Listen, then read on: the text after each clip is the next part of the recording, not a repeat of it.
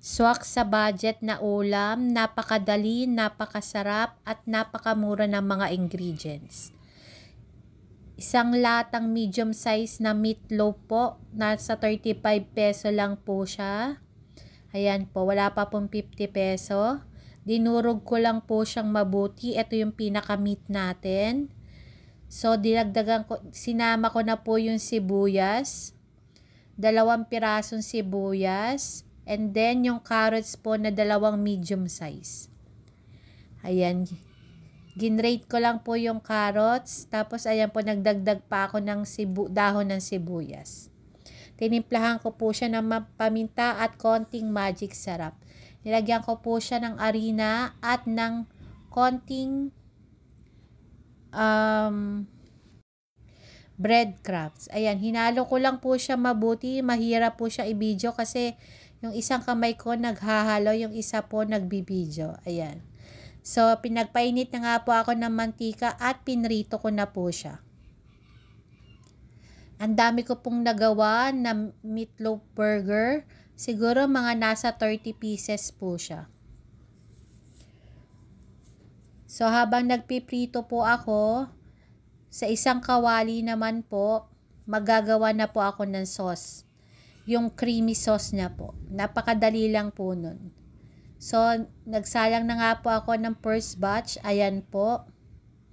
Ang sarap niya, maraming carrots. So, nung luto na yung kabilang side, binaliktad ko po siya. Ayan. And then, hanggang sa maluto. And then, isinet aside ko po muna yung mga naprito ko.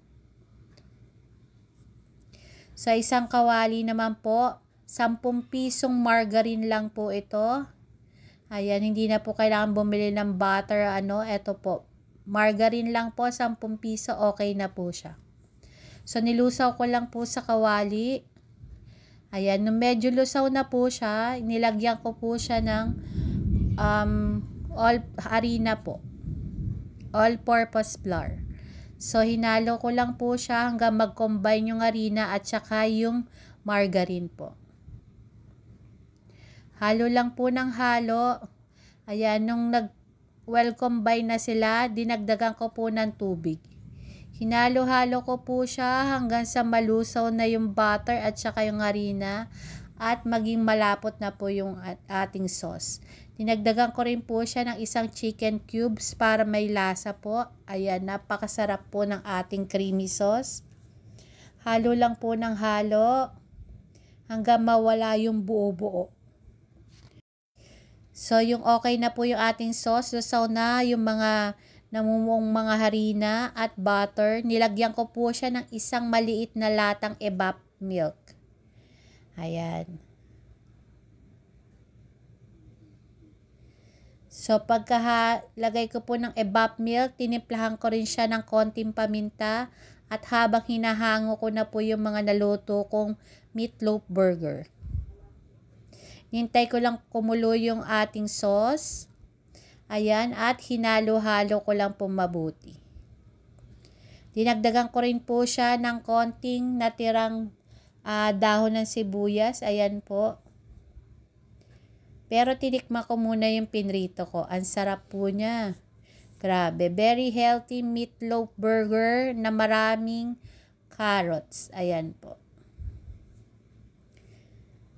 So, yung naluto na po yung sauce, isinama ko na po yung mga napritong burger, meatloaf burger. Ang dami pa natira. So, ayan po. Hinalo ko lang po ng hinalo. Ayan. Ang sarap daw, sabi ng anak ko, nagustuhan niya. Ayan, share ko lang po yung aking recipe na napakamura. Wala pa pong 150 peso. Ilang miyembro na po ng pamilya makakakain. Come on, let's eat my own version.